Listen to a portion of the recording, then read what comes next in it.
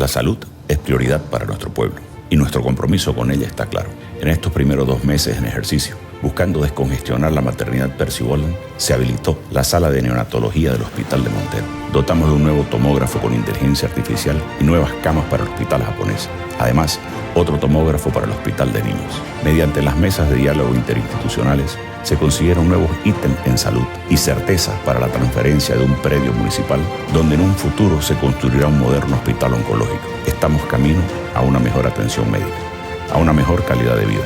Sigamos avanzando en salud. Sigamos avanzando, Santa Cruz. Como si fueran hongos, después de la humedad salen los delitos más execrables. Asesinatos de mujeres, asesinatos, violaciones de niños, etcétera, etcétera. Y comienza a discutirse el feminicidio, que si vale o si no vale, que las mujeres se abusan cuando están perdiendo de vista el problema central, que es que nos están matando a hombres, a mujeres y a niños, y a las mujeres preferentemente, porque son en su gran mayoría débiles. Y si bien es cierto que algunas abusan con la denuncia, etcétera, etcétera, y que hay jueces que abusan peor porque no tienen idea de cómo verlo, este es un asunto muy grave. Fuimos a hablar con un sociólogo, con Rafael López, porque ya era tiempo que alguien nos diga lo que dice él. Ponelo. Nosotros tenemos una sociedad enferma, carente de principios, de valores, de educación, ¿no? Partamos por ahí. En el tema de femicidio, femicidio es matar a una mujer por el hecho de ser mujer, pero no hemos visto en Bolivia un solo caso que se mate a una mujer por el hecho de ser mujer. Lo que han habido son homicidios. ¿Homicidios por qué? Por temas pasionales, por temas alcohólicos, drogadicción, ¿no? Y pueden haber algunas otras causas más, ¿no? De este tema de asesinatos, de asesinatos que han sido víctimas las mujeres, ¿no? Si nosotros nos fijamos, Bolivia tiene la tasa más baja, ¿no?, en la región de América Latina en el tema de asesinatos hacia la mujer. ¿Qué es lo que sucede también? Esta ley de la no violencia a la mujer lo que genera es que las estadísticas se incrementen como violencia familiar hacia la mujer. El tema, pero ¿cuáles son esas violencias familiares? Psicológica, económica y física. Si uno ya trató a una mujer, ya eso es una violencia familiar, ¿no? Y hay muchos casos de que las mujeres se aprovechan de eso, ¿no? También tenemos muchos casos de que la mujer provoca al hombre. No estamos justificando, digamos, ¿no? Pero esto es un tema de fondo, en el sentido de que tenemos una sociedad que está enferma, carente de principios y valores. Comparto el que puede ocurrir, pero es un 5%, 4%. Lo cierto es que se le pega a la mujer, se la maltrata y se la mata porque pueden. Efectivamente, me molestas por ser mujer y te mato, es diferente. Ahí no, esa es la verdadera. Claro, acá nosotros le llamamos feminicidio a todo asesinato a una mujer, y después llegamos al juzgado y en el juzgado nos dicen no es, y la gente comienza a molestarse, sale gente a la calle, pero es porque no lo entienden el asunto. Pero yo, aún habiendo mujeres que se intenten aprovechar de esa situación, créanme, apoyo 1000 por 1000 a las mujeres. Sigamos. Hace unos días una joven mató a su papá porque vio que estaba su enamorado teniendo relaciones con él, digamos, ¿no? ¿Eso qué demuestra? Que no hay valores en esta sociedad. Pues en muchas familias no lo hay, digamos, ¿no? Entonces, ¿qué es lo que tendríamos que hacer nosotros acá? La solución no está en poner más pena, más años a la pena. Tenemos la pena máxima por el delito tipificado como feminicidio, que son 30 años sin derecho a indulto, ¿no? Lo mismo en el tema de infanticidio. Pero eso no va a solucionar. Eso lo utilizó Evo Morales para hacer política con el tema del feminicidio, digamos, ¿no? Me acuerdo cuando éramos diputados se aprobó esa ley. La solución acá está en rescatar nuestra sociedad en el tema de la educación, en el tema de la prevención, ¿no? Hay que enseñarle a los hombres que la mujer tiene que ser como un pétalo de rosa, delicada, que no se la puede tocar. Y hay que enseñarles también a las mujeres desde niños, ¿no? Que nunca tiene que tratar de agredir a un hombre, ¿no? El hombre es más fuerte, puede reaccionar diferente y pues ahí es donde sale víctima la mujer, ¿no? Entonces todo... Fuera bueno que haya todo esto que está diciendo Rafael, pero es muy complicado. Es muy complicado porque en la realidad, en los hechos, en lo que vemos, el hombre abusa de su condición de hombre y de su fuerza, lamentablemente. Cambiamos de tema, poner la nota. El régimen de Nicaragua desconoce el informe de Estados Unidos de Derechos Humanos y dice que es un atropello a su soberanía. Esto es más o menos como decir, carajo, yo tengo mi soberanía y puedo pegarle a quien me dé la gana.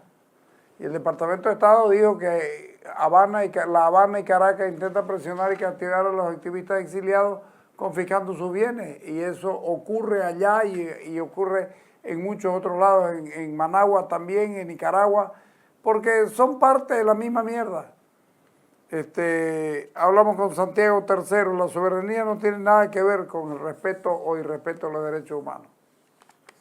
O sea, es una verdadera vergüenza la forma en la cual reacciona un gobierno como el de Ortega, que recientemente, si no estoy mal, hace poco menos de un año tuvo la situación con los presos políticos, que los liberó, entre comillas, pero en realidad los mandó a Estados Unidos sin ciudadanía, confiscándole los bienes, como bien señalabas. O sea, realmente la actitud de desfachatada, sin ningún sentido de que hay una entidad de una importancia grande, como es el gobierno de Estados Unidos, que hace un trabajo desde los años 70 en la búsqueda de la defensa de los derechos humanos, y ellos salen con cualquier tontería para defender algo que no tiene pies ni cabeza.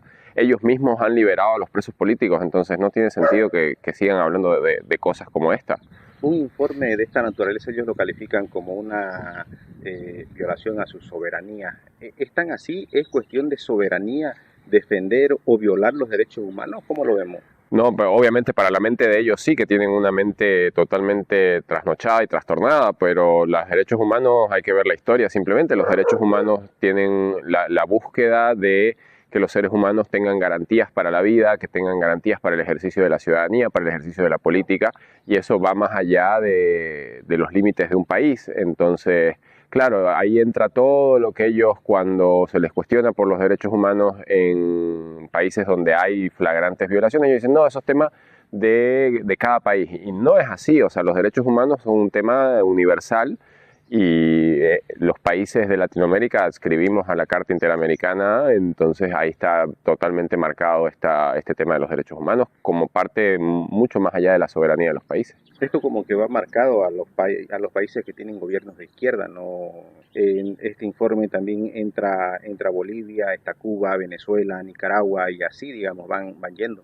En realidad es triste para los amigos de la izquierda, que la izquierda tiene su propia historia, son los gobiernos autoritarios y coincide en el tiempo histórico actual que los gobiernos autoritarios son de izquierda en nuestro continente, pero su característica principal es el autoritarismo. Lo señalo de esta manera porque que no nos extrañe que en cualquier momento pueda aparecer dentro de estas mismas izquierdas alguien un poco más conservador, más de derecha, tal vez más de derecha económica, pero va a seguir con la lógica autoritaria. En realidad, el gran problema de nuestros países es que no trabajamos en la cultura de la gente para que la cultura pueda defenderse y sepan realmente de qué estamos hablando, y nos enfrentamos a que viene alguien con un buen discurso, una buena manera de enamorar a la gente, con una actitud totalmente autoritaria, como es el caso de Ortega en Nicaragua, pero podríamos hablar de Bukele en El Salvador en la misma lógica, tal vez en un esquema de derechos, salvando mucho las distancias, pero es el autoritarismo lo que coincide en estos países, Bolivia, Venezuela, Nicaragua, donde no hay una democracia clara, sino más bien una verticalidad muy fuerte de la autoridad hacia los gobernados. ¿La soberanía cuánto juega en el respeto para los derechos humanos, don Santiago, desde el punto de vista del ciudadano y sus derechos en una constitución, digamos?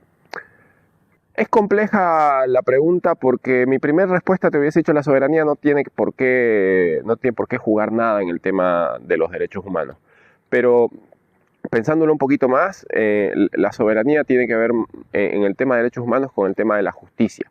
Y deberíamos trabajar en que nuestros estados sean soberanos en la independencia de poderes para que la justicia realmente se encargue de entregar equilibrio y justicia a la ciudadanía, que si alguien cometió un delito realmente se encuentre con alguien que lo evalúe, lo castigue y lo mande a la pena que corresponda.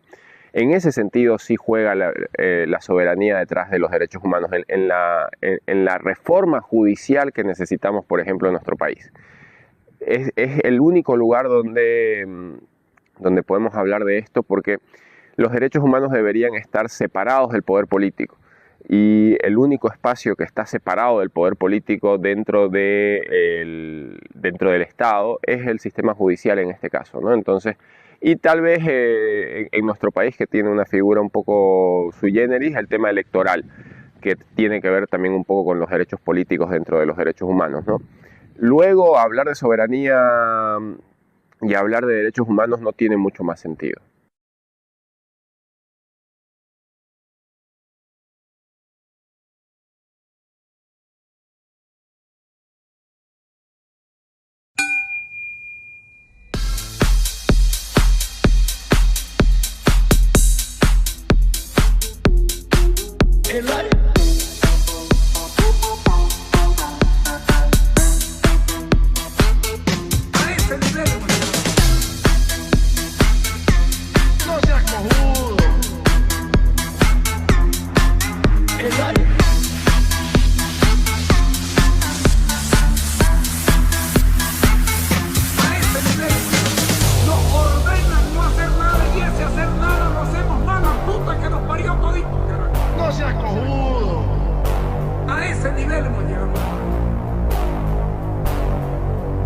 Será el país de mierda este que nos tocó.